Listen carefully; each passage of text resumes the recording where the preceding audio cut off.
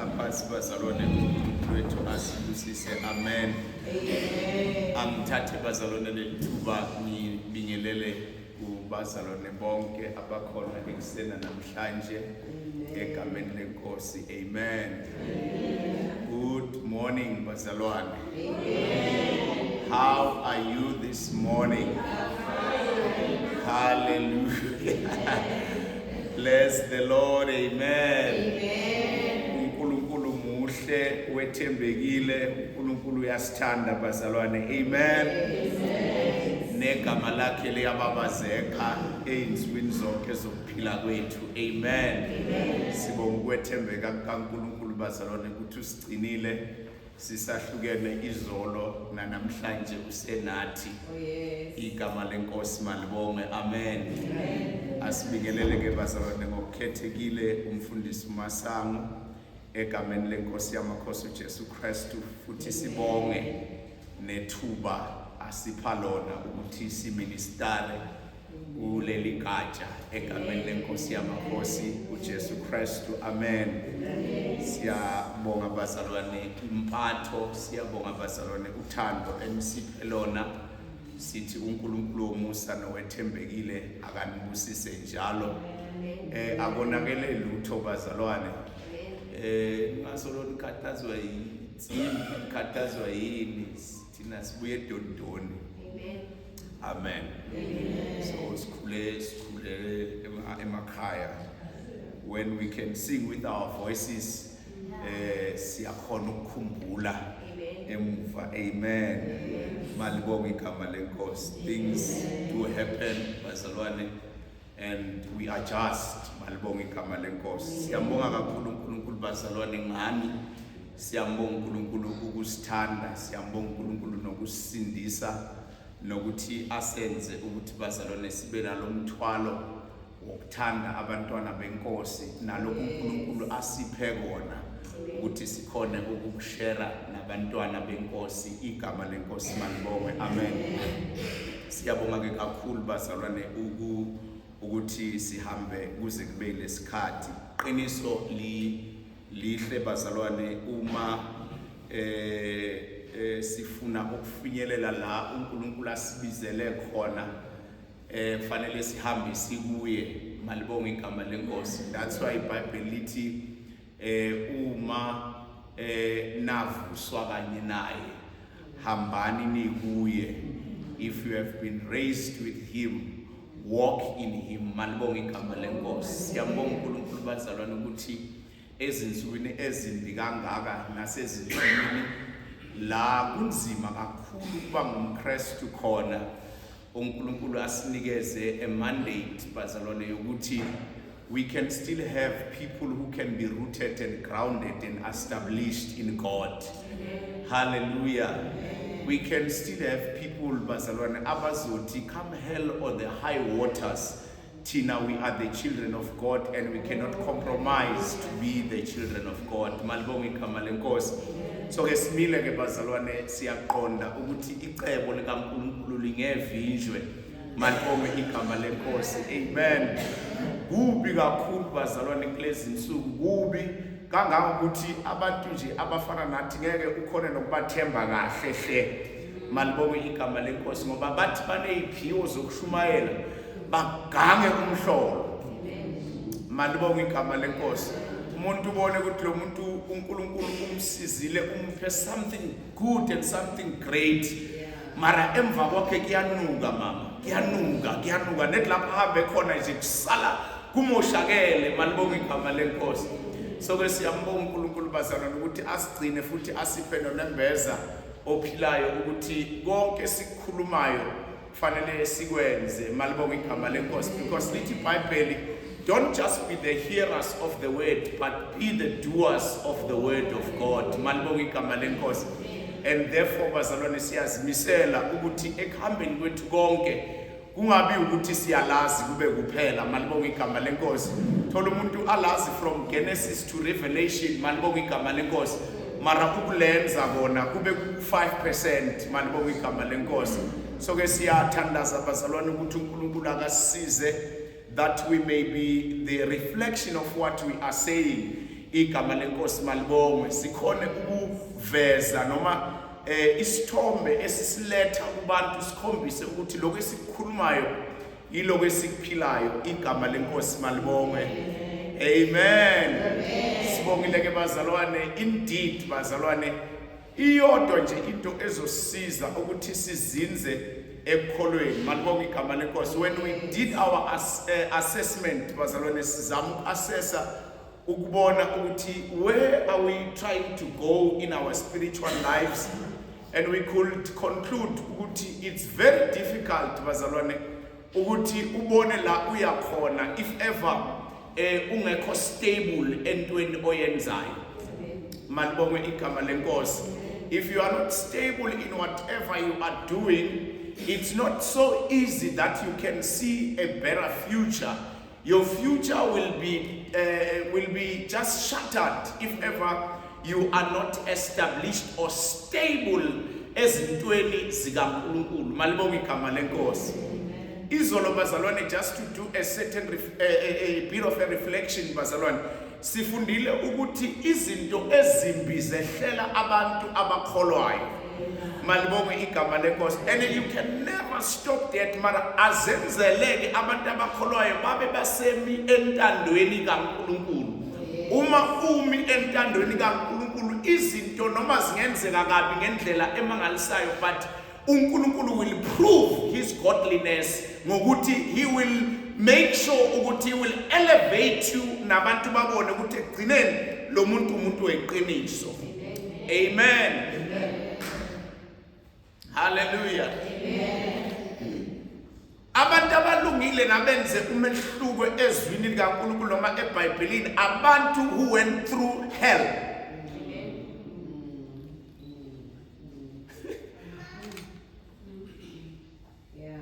And uNkulunkulu ngendlela enza ngayo bazalwane uyakunikeza ipicture yala oyakhona, mara ngakutshela ukuthi between la nakule picture oyakuyo what is going to happen. Malibonge igama lenkosi.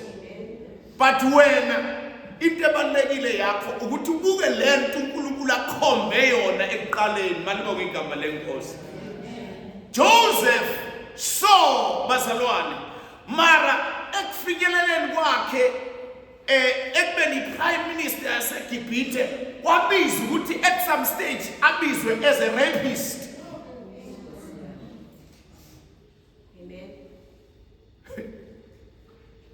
Ukufinyelela la uNkulunkulu akubizele khona bazalwane, kunezinto eziningi ezenzakalayo phakathi kwabo. Malibonge igama lenkosi. Wena remain faithful. Our amen. Remain faithful abantu bakhuluma kabi, but remain faithful.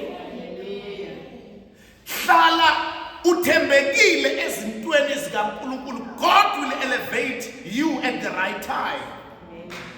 Our amen. Hallelujah. Remain faithful. Hell will come. You will lose some stuff if you walk with God. Kunezinto ezikulahlekelayo nethi nje ngokuthi wena uhamba noNkulunkulu. Malibonge igama lenkosi. Remain faithful. Our amen. Sometimes your own health will be a challenge. Impilo yakho iyodwa nje ibe inkinga, ibe i-problem for yourself. Ugule ungapholi. Remain faithful. Oh, amen. Uma bathe msibi uyazila njengoba usifundisile nje ukuthi zile ezinye amanye amadimoni awuphumi ngokuthandaza nje kuphela, ufuna ukuthandaza nokuzila ukudla. Uzile uthandaze faithfully, so izinto zingenzeki ngendlela ofuna ngayo, but remain faithful. Give God a reason to trust you. Give God a reason to trust you. Oh, amen. You're still going to experience izinto, but remain faithful. Amen. Remain grounded in the Lord. Remain rooted. Remain established in Christ. Malibonga igama lenkosi. One of the old men said, a tree that does not bend in times of the storm have a risk of breaking. Malibonga igama lenkosi. Sometimes you have to allow yourself to be on the floor for you to be able to maneuver through in life. Malibonga igama lenkosi. When storm comes, ziyakupushela to a certain level. Malibonga igama lenkosi. But you have to allow some of the situation so that you will be able to rise up again.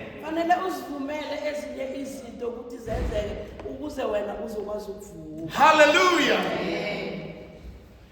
You cannot control people, Bazalwane. You cannot control the perception of people about you.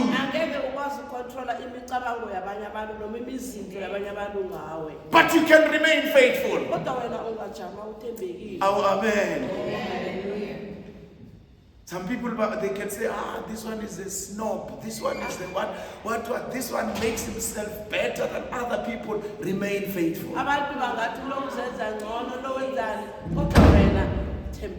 Hallelujah. So thank you very much, Bazalwane, for the time that we had with you.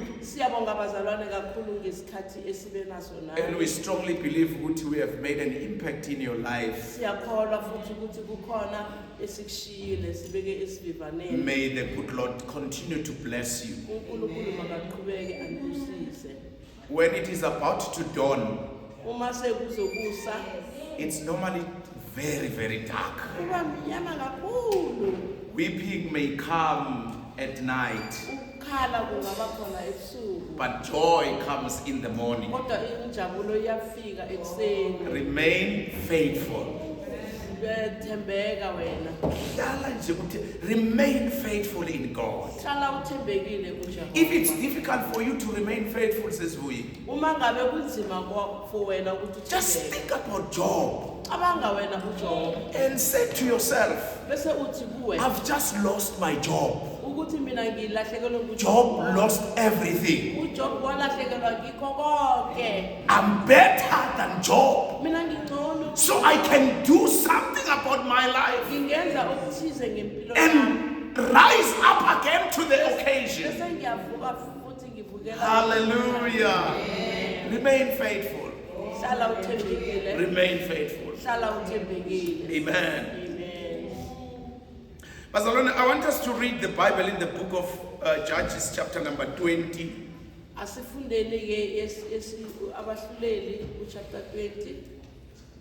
want us to read verse number 22. Yes, from verse number 22. Verse 21 and then up until to verse number 28. So verse 21 until verse number 8. 28. Yes. 21 to 28. 21 to 28. Amen.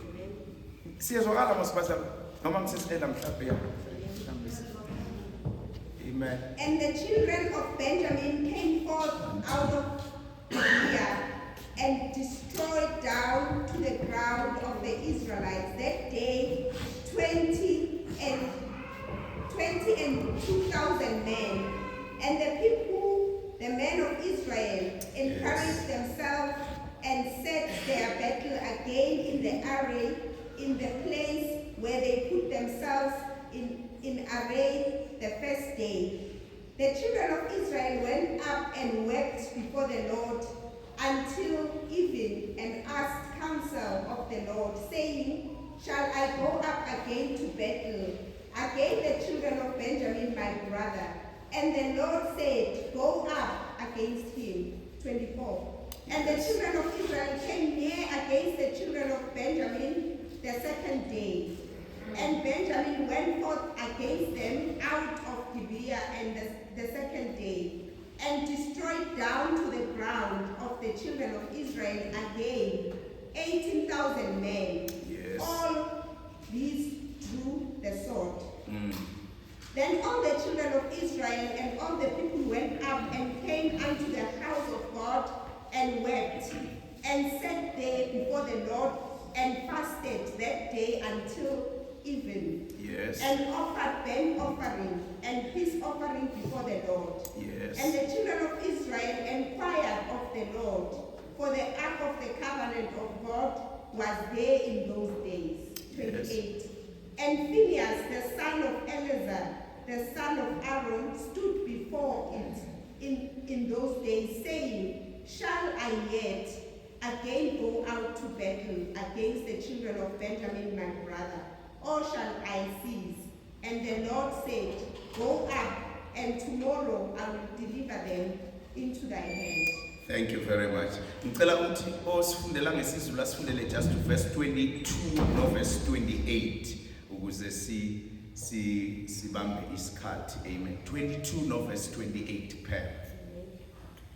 Abantu amadoda akwa-Israyeli baziqinisa babuye bahlela impi endaweni abazihlela kuyo ngosuku lokuqala.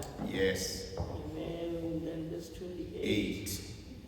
UPhinehas indodana ka-Eliyazari ka-Aroni wema phambi kwawo ngalezo zinsuku bathi siyakuphinda siphume ukuba silwe nabantwana bakwaBenjamini umfowethu nokuba siyeke na. uJehova wathi kuphukani ngokuba kusasa ngiyakubanikela esandleni sakho. Amos chapter number 5 verse number 4 and 5.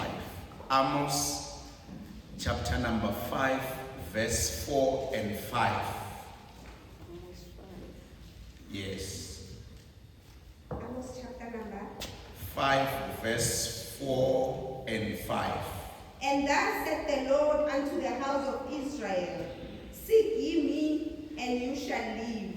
But seek not Bethel, nor enter into Gilgal, and pass not to Beersheba, for Gilgal shall surely go into captivity, and Bethel shall come to naught. Yes. Ngokuba usho kanje uJehova kuyo indlu yakwa-Israyeli uthi ngifuneni liphile. Yes. Kepha ningalifuni iBhethele, ningangeni eGiligali, ningadluleli eBheersheba, ngokuba iGiligali liyakuthunjwa nokuthunjwa, neBhethele liyakuba yize. Amen. Sibongele mama izwi. Amen. Baba siyabonga izwi lakho uNkulunkulu wami ogcwele liphilile linamandla. Heavenly Father, we pray ukuthi uNkulunkulu wami ogcwele we receive this word Jehovah as the word that comes from your mouth, my God. Heavenly Father, it has come to restore and heal and strengthen us, Jehovah. Yes, Speak Jesus. through your servant, oh God. Speak uNkulunkulu wami ogcwele ngoba wena uNkulunkulu owazi inhliziyo zethu. Siyalivumela izwi lakho uNkulunkulu wami, siyazinikela ukuthi izwi lakho lenze umsebenzi empilweni zethu ngoKristu Jesu oyinkosi. Amen. Hallelujah. Amen. Now, bazalwane namhlanje ekseni, allow me to speak to you on the subject when routines replaces relationship. Bazalwane ekuseni namhlanje singivumelani ukuthi ngikhulume ngesihloko sokuthi ukwenza ijwayelo uma kureplace noma kujanyelelwa ubuhlobo. Amen. Uma injwayelo seyithatha indawo yobuhlobo noKristu, manje when routine replaces the true relationship with God. Uma injwayelo seyithatha ubudlelwano noNkulunkulu. Hallelujah. Amen.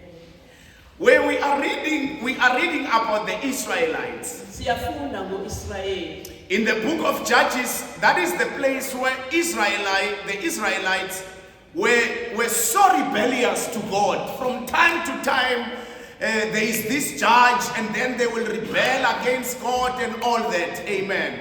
Sifuna incwadi yabahluleli ekhuluma ngabantwana bakwa-Israyeli ebesolokubalwa noNkulunkulu kuvuke lokhu kwahlulela phepha kungalungi. So it was the time of the judges. It was the time where Israel was ruled by the judges. Kwakuyisikhathi sokuthi uIsrayeli abuswe abahluleli. So from time to time, they will do things against God and God will give them to other nations. Isikhathi nesikhathi bebenza izinto ezimelene noNkulunkulu bese uNkulunkulu abanikele ezitheni. And they will cry unto the Lord, Lord, vindicate for us, and then God will give them another judge, but then they will rebel against God. Basukhala kuNkulunkulu bathi uNkulunkulu sahlulele bese uNkulunkulu yenza bese bayaphinda futhi bayamkwata. The problem is one, Bazalwane. Inkinga yinye. Once you get used to the things of God,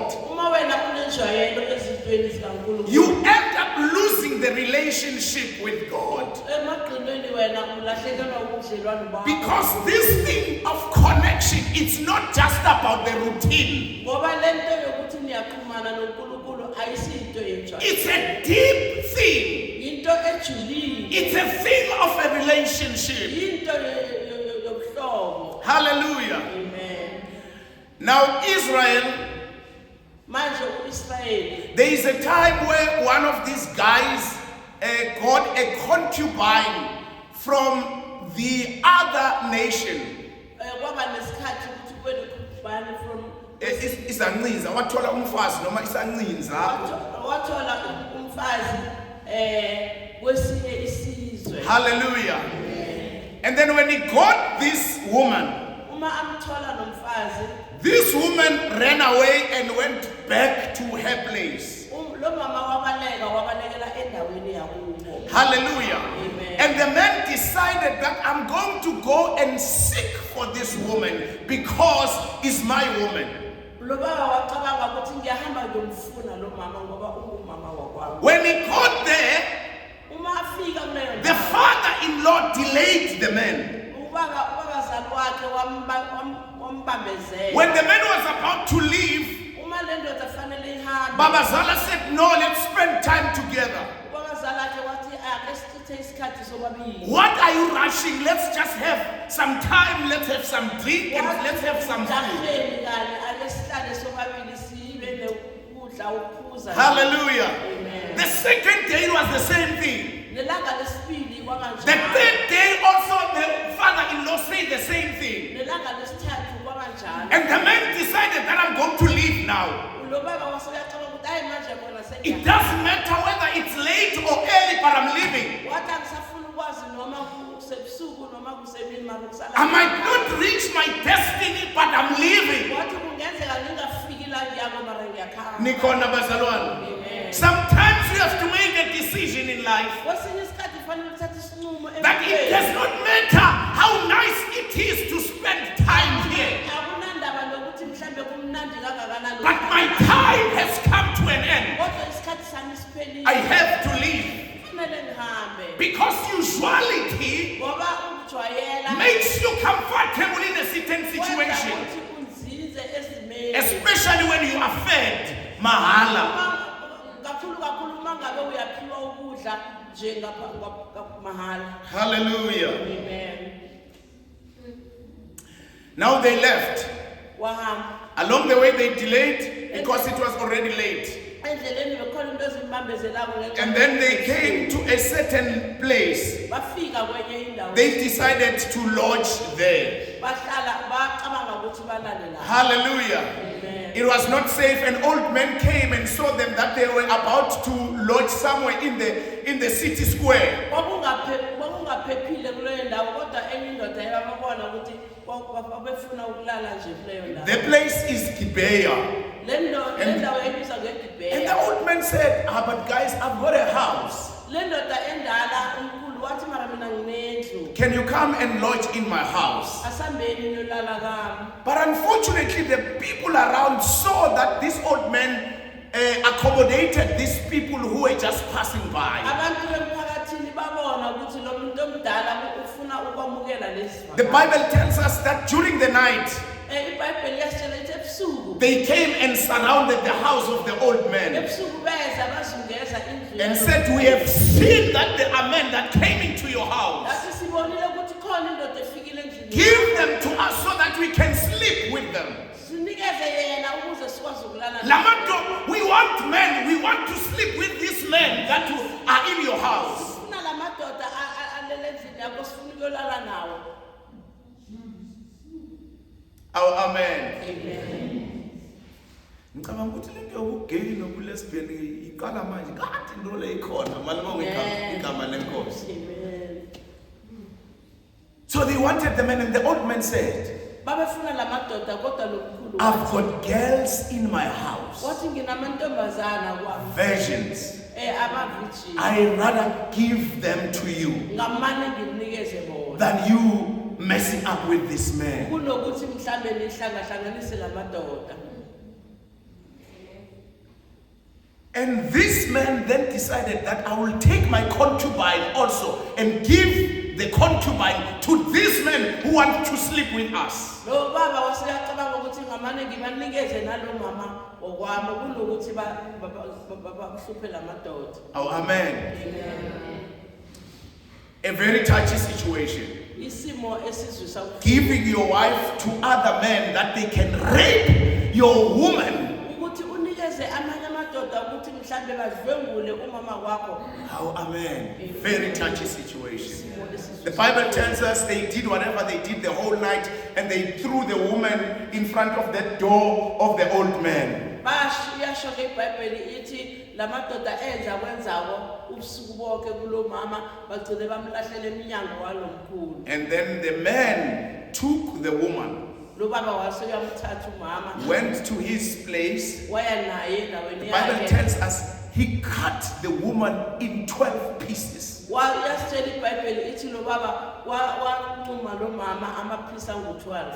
Read the scripture, Barcelona. Lana imibhalo bazalwane. It's so sad what happened here. Kubuhlungu lokho kwenzakala. So the Israelites heard about the tragedy, Aba-Israyeli asizwa ke lesimo esibuhlungu. and they said, we are going to fight the people of Gibeah. Bathi thina sizokuhamba siyokulwa nabo abantu baseGibhea. Malibonga igama lenkosi. Amen. Oh, amen, bazalwane. Amen. And then they mobilized their battle, Babuthelelana babuthelela impi. and now they are fighting these guys. Manje bafuna ukulwa nala madoda. But as they were fighting, Uma baselwa nabo they are losing.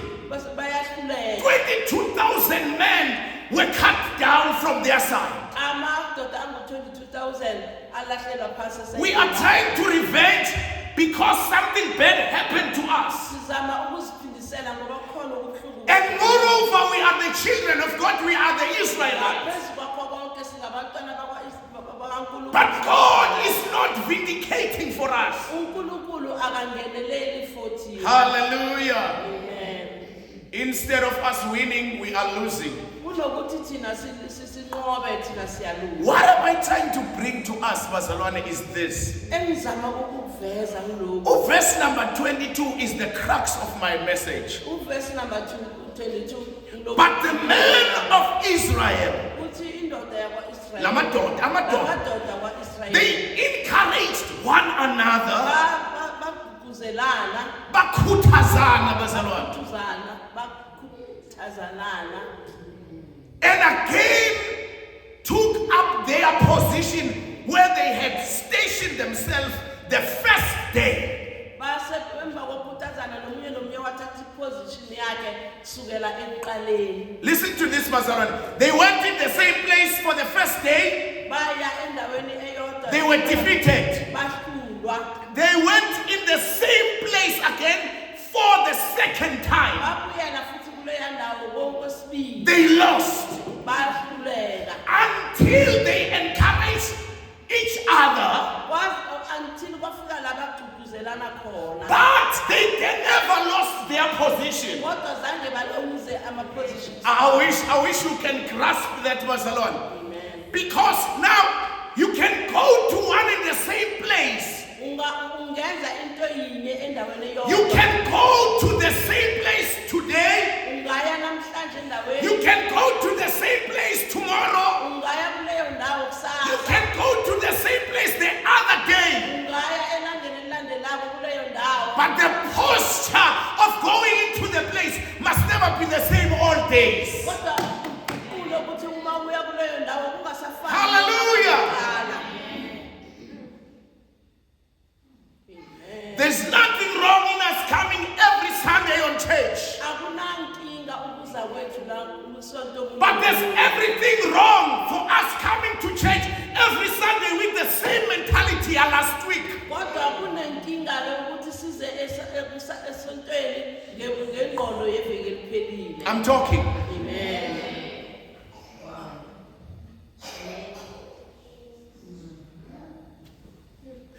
They went in the sport, Babuyela kuleya ndawo. but their mentality was still the same on the second time. Yabo zazifana esukwini lesibili. But this I like, Bazalwane. Lokhu ngiyakuthanda. When they encourage themselves, Uma bathoma bagqugquzelana. but they were in the same position they were the first day. Babe sepositionini ebekade bakiyo ngelanga lokuqala. They lost the first day. Bahluleka. They went back there again. Babuyela futhi. They lost. Futhi bahluleka. Same place. Endaweni yinye. Losing time after time. Baluza usuku nosuku. But on the third time, Kodwa osukwini lesithathu. they said to themselves, Bathi komunye we are not going there with the same mind. Asiyi lapha ngalokho. We are changing the strategy. Siyatshentsha manje. We are changing our posture. Sitshentsha ngemfundo. We are not just kneeling with our knees. Asiyo lokuguquka. We are going to kneel with our hearts to the Lord. Ngenhliziyo zethu. We are going to devote ourselves to the Lord Sizinikela kuNkulunkulu. with a changed mind, Ngengqondo etshentshile. so that we can know what is good and best for the Lord. Sazi ukuthi yini okuhle nokubalulekile kuNkulunkulu. Hallelujah. Amen. Same place, Endaweni yinye. same place, Endaweni yinye. different mind, Kodwa ngomuntu different ohlukile. posture, Nangesimo esihlukile. and different results. Kanye nomphumela ehlukile. Do you get what I'm saying, what I was saying? Siyazwa ukuthi yithini bazalwana. Ask yourself every Sunday, when I'm going this time around, what is it that I'm going to do, and make sure your perception is changing. Zibuzele wena ukuthi uSunday omunye nomunye nawuza la ingqondo yakho ishintshile na.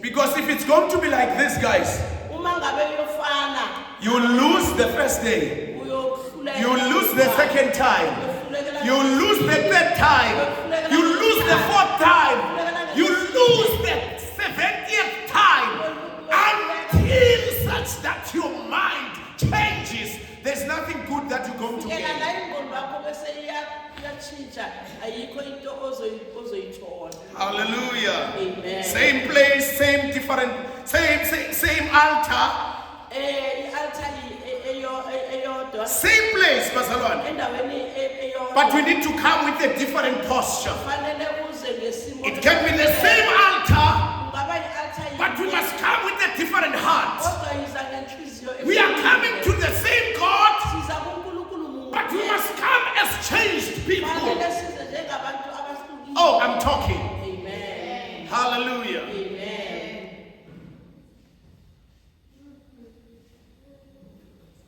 Tell your neighbor it's the same place, corner. Tshela umakhelwane wakho ukuthi khona indawo yinye. But I'm starting to be a different person. Kodwa uqala ukuba umuntu ohlukile. Hallelujah.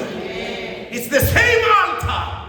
I-altar I'm not changing the altars, angitshentshi i-altar mina. but I'm changing my posture. Kodwa ngitshentshi. I'm changing my perspective. Ngitshentshi- I'm changing my mind. ngitshentshi ingqondo I'm yami. changing the way I'm doing things. Ngitshentshi ngendlela ngenza ngayo Because izinto. it is only then Kodwa that I'm going to be a conqueror. ukuthi mina ngibe umhluzi. Hallelujah. Amen.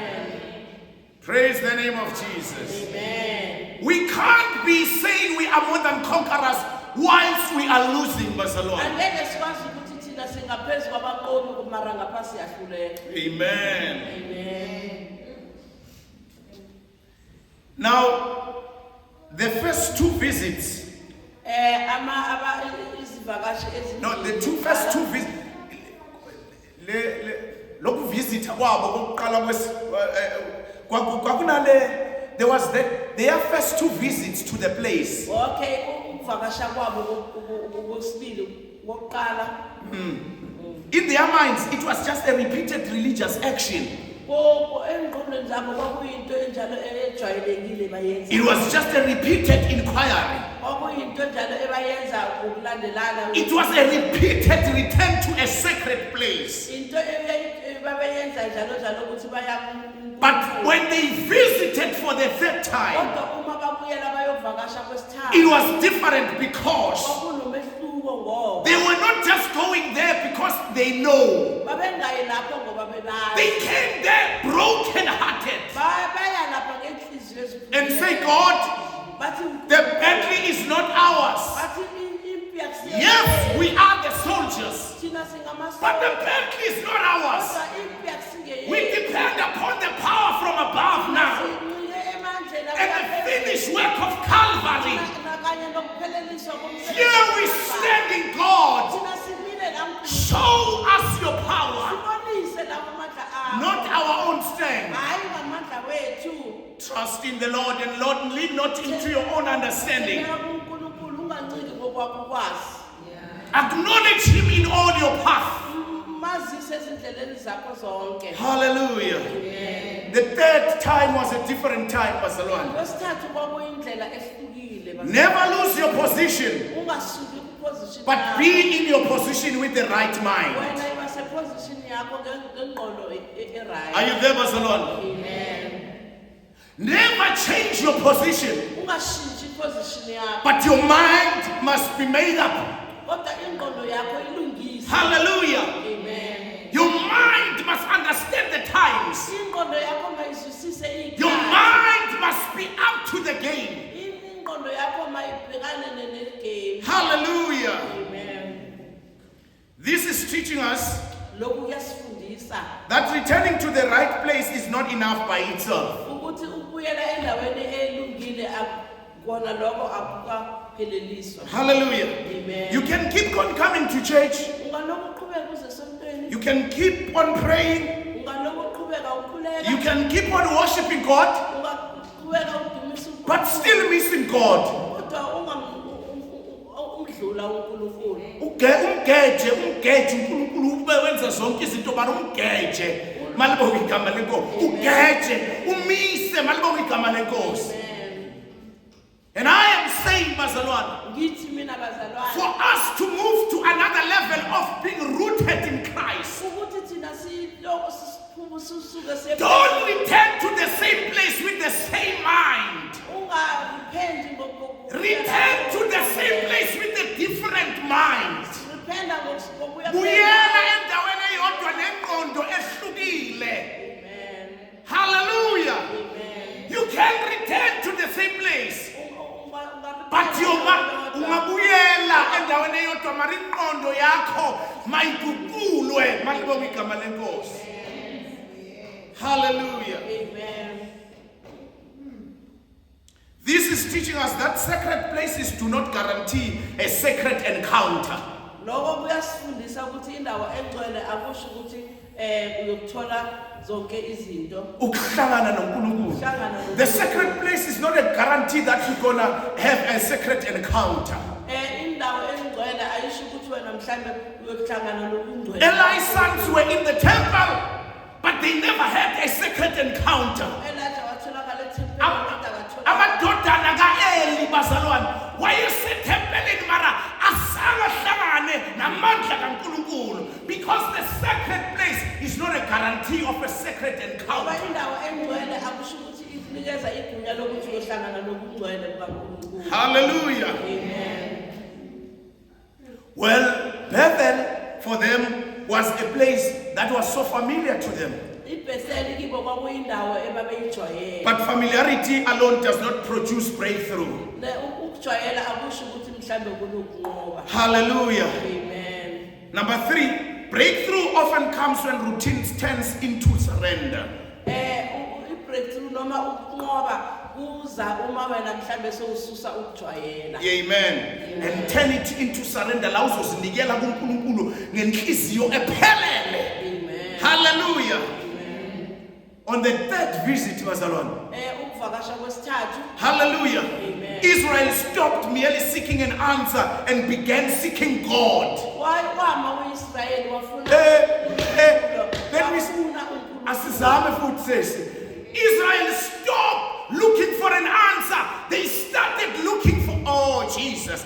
They started looking for God. uIsrael wayekela ufuna ama-ansara impendulo waqala manje wafuna uNkulunkulu. How many of you are looking for answers this morning? Bangaki bethu But I have come to announce kodwa ngizile that answers are not enough, bazalwane. impendulo azanele. Where there is God, there's everything that we need. uNkulunkulu kunakho konke. Move away from the answers. Suka empendulweni. Seek the God of the answers. And you'll have all the answers you need for your life. Impendulo zempilo yakho. Hallelujah. Oh, amen. Amen. The power of the third visit. Amandla wokuvakasha kwesithathu. The first visit was about getting an answer, a victory. Ukuvakasha kokuqala The second visit was for the same thing, that we must get victory. babefuna kwesibili babefuna. But the third visit, it was about God. It was about praising the name of Jehovah. Babefuna ukuphakamisa igama likaJehova. Speaking like David. Bakhuluma njengoDavide. You have come with the sword, Wathi wena uzile kana but I have come in the name of Jehovah. Ngize ngegama And likaJehova. David says in one of his songs, David washo kwelinye lemakubo wakhe. some men are trusting in their horses. Athi abanye bathemba amaholo. They are trusting in their chariots. Bathemba izinqolobane But zabo. we shall remember the name of Jehovah. Siyokhumbula igama likaJehova. Hallelujah. As long as it is about answers, bazalwane, As long as sisacabanga iy'mpendulo, we have missed the bus. thina vele It's about God. ungenxa kaNkulunkulu. And when God is there, uNkulunkulu makhona that's lapho, everything. kukhona yonke What into. are you seeking? Wena ufunani? Number 4, Wesine, God responds not just to repetitions. God does not respond to repetitions, bazalwane. uNkulunkulu akaphenduli ngoba lento We are pinda. Phinda. Malibonga igama lenkosi. God does not answer repetitions, uNkulunkulu akaphenduli impinda. but he answers to humility. Kodwa uNkulunkulu uphendula. Because you may repeat something with a pride in your heart. Ungayiphinda into But the heart is not right. kodwa inhliziyo ayilungele. God does not answer repetitions. uNkulunkulu akaphenduli. God answers a humbled heart. uNkulunkulu uphendula Hallelujah, hallelujah, hallelujah, hallelujah. God answers a humbled heart, not repetitions. uphendula inhliziyo ezithobile hayi imphinda. Hallelujah.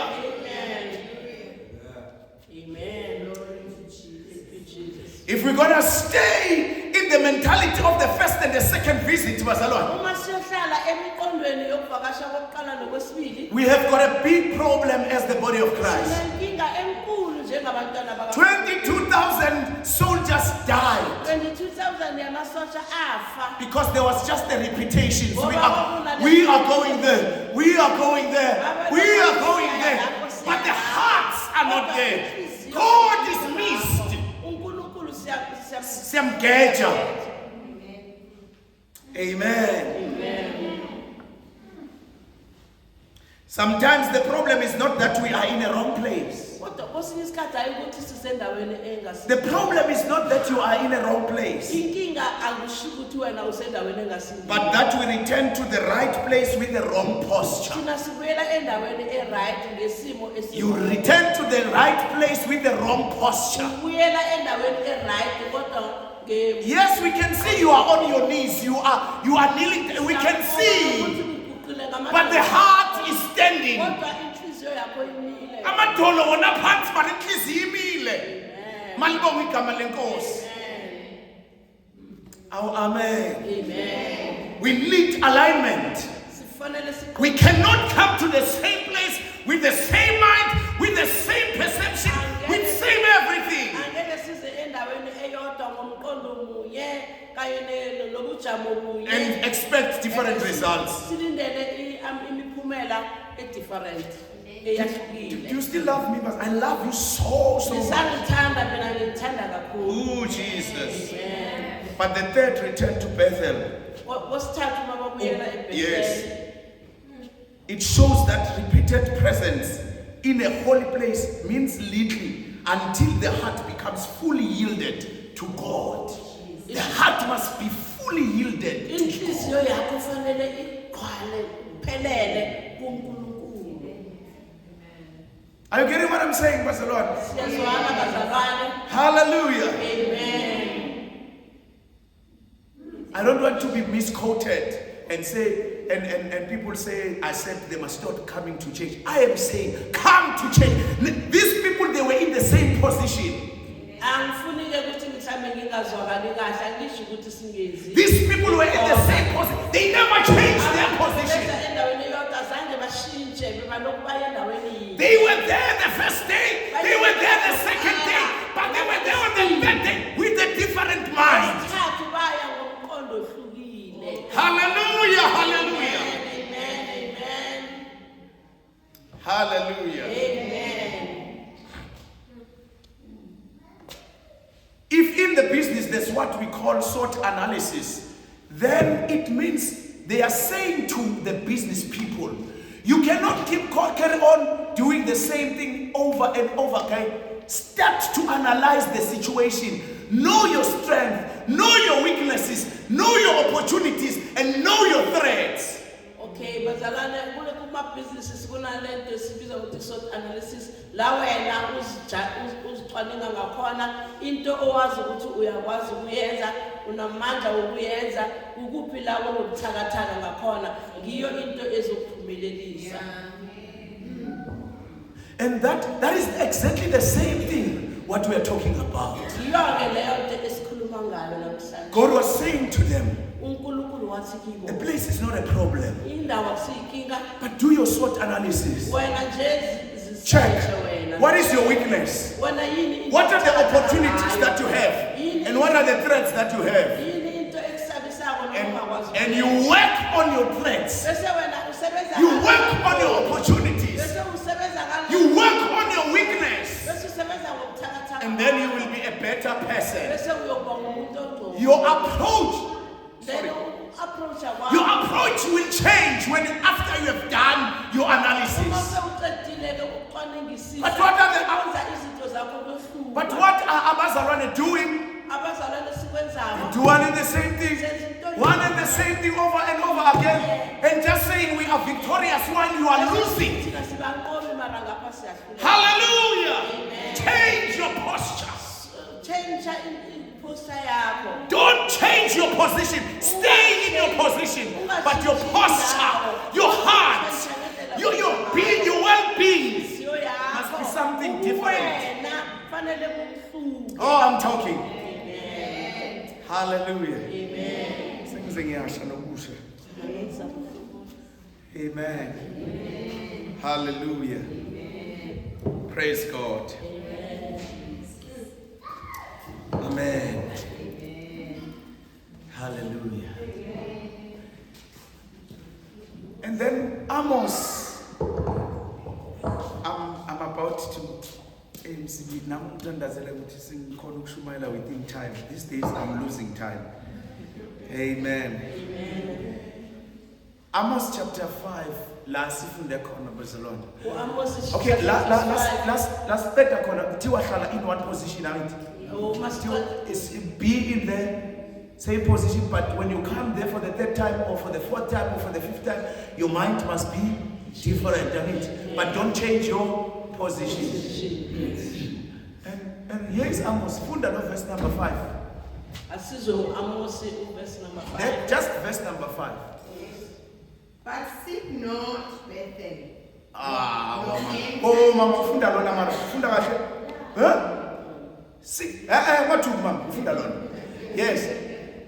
Seek not Bethel, nor enter into Gilgal, and pass not to Beersheba. Barcelona. Mama, awufunde futhi.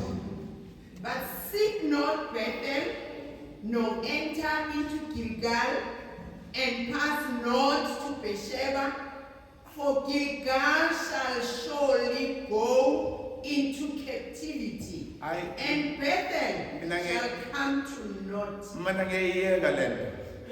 How is God dealing with us? Hey. No, ma'am. But that's why you guys have us. Ingakho ninathi. Let's set you at ease with this. Asenze sibe lula noma kube lula. There's 3 places here where Amos is prophesying about. Kunezindawo ezi-3 Amos There's akhuluma Bethel, ngalo, iBethel, There's Gilgal, neGilgali, there's Beersheba. neBeersheba. Those who read the Bible can tell you a story about Gilgal. Abantu abayifunda kwiBhayibheli bangasitshela Those who read the Bible, they can tell you stories about Bethel. indaba ngeGilgali. They can tell you a story about Beersheba. Bamtshela indaba ngeBethel. Those are not just normal places. Lezo akusizindawo Those are places where people had an encounter with God. lezo zindawo abantu Yet, Amos said, God says to Amos, uNkulunkulu uthi ku-Amos tell them batshele not to seek Gilgal, bangafuni not to seek Bethel, bangafuni not to seek Beersheba. bangafuni iBeersheba. Hallelujah, hallelujah. Amen. In the constraints of time, Barcelona, I could give you a bit Ngenxa of a background about Bethel. yokunikezwa isikhathi bekade ngizanitshela kakhulu ngeBethel. Verse number 4 says, Unumber 4 uthi seek me and live. uthi ngifuneni niphile. So, and then verse number 4 says, Number 4 uthi do not seek Bethel. ningafuni iBethel. Do not seek Gilgal. Ningafuni iGilgali. Do not pass over Beersheba. Ningadluli eBeersheba. What does this mean, Barcelona? Lokhu kusho ukuthini bazalwane? Many people are active in religion but distant from God. Abantu abaningi benza kahle kuma-religion noma ekukholweni kodwa Attend church regularly, bayeza esontweni njalo. pray familiar prayers, Bayathandaza imithando. follow religious routines. Bayalandela ama-routine ajwayelekile. But the problem is spiritual activity is present, iyabonakala, but the real life with God is missing. Ukuba noNkulunkulu kwangempela akukho. Israel was religious here, U-Israyeli waye-religious, but spiritually dead inside. kodwa afile ngezikamoya. That's why there's a prophecy by Amos.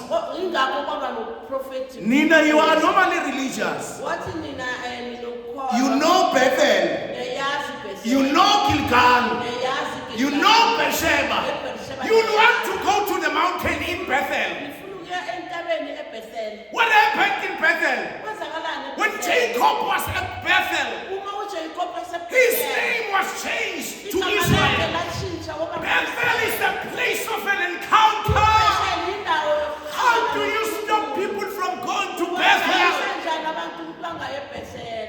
If there's a religious mind, Uma ngabe kunomqondo don't go to Bethel. ungaye eBethel. Seek me and live.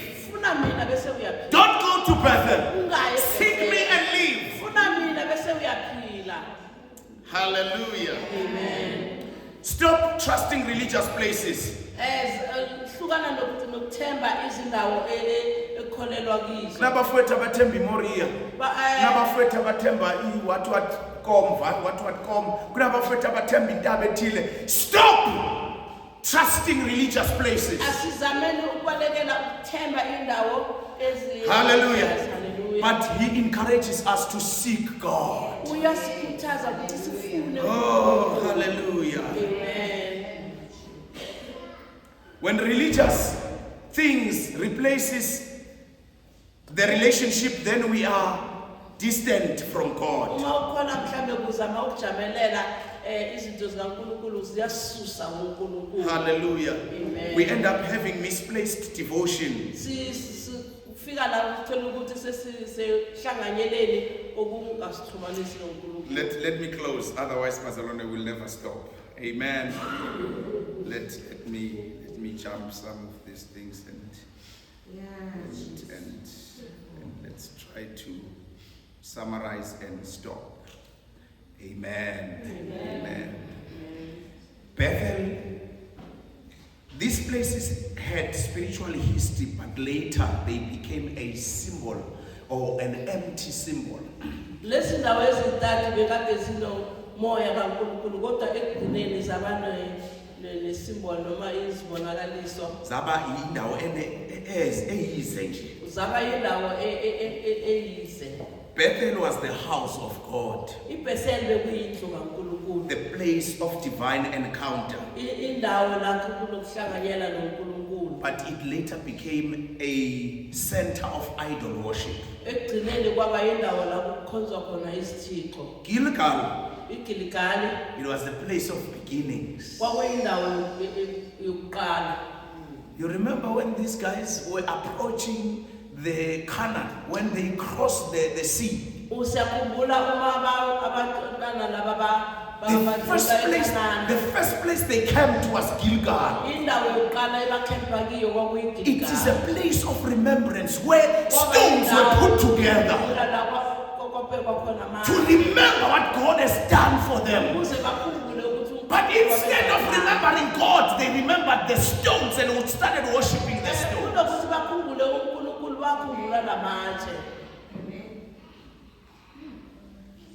And then Beersheba. This is a heritage of patriarchs. Igugu bazalwane labantu abakhulu malibonga igama lenkosi. It was associated with Abraham, Isaac and Jacob. Nayikhumbula mari Beersheba. Hallelujah. But it later became a place of misplaced spiritual confidence.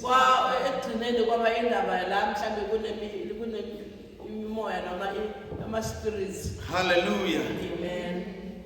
The issue was this, Bazalwane, as I close. Indaba kwakukuthi They visited the holy places, babevakashela indawo ezingcwele. but they stopped seeking the holy God. Bayekela ukufuna uNkulunkulu ongcwele. They kept the routine Babelokhu benza injwayelo, and they lost the relationship. balahlekelwa ubudlelwano. They kept the routine, Babenza injwayelo, but they lost the relationship. balahlekelwa ubudlelwano. They kept the routine, Babelokhu benza injwayelo, they lost the relationship. balahlekelwa ubudlelwano. The danger of a routine, it can replace the relationship. Ingozi ke yokujwayela ingakulahlekisa. Ingozi yomkhuba bazalwane ukuthi ulahlekelwa ubuhlobo obufanele noNkulunkulu. Amen.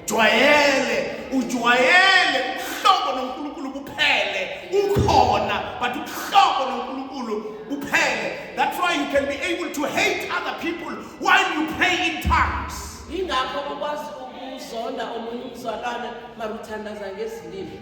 Hallelujah. Amen. Israel thought that when we go to Bethel, uIsrael wacabanga ukuthi uma siye eBethel we are fine. si right. If we perform the rituals, Uma senza ama rituals God is pleased. uNkulunkulu uyakujabulela. But God says, uNkulunkulu wathi seek me ufuneni and live. bese niyaphila. Seek me Ufuneni and be rooted in me. bese niyadzimelela kimi. Be found in me Tholakalani kimi and you will live.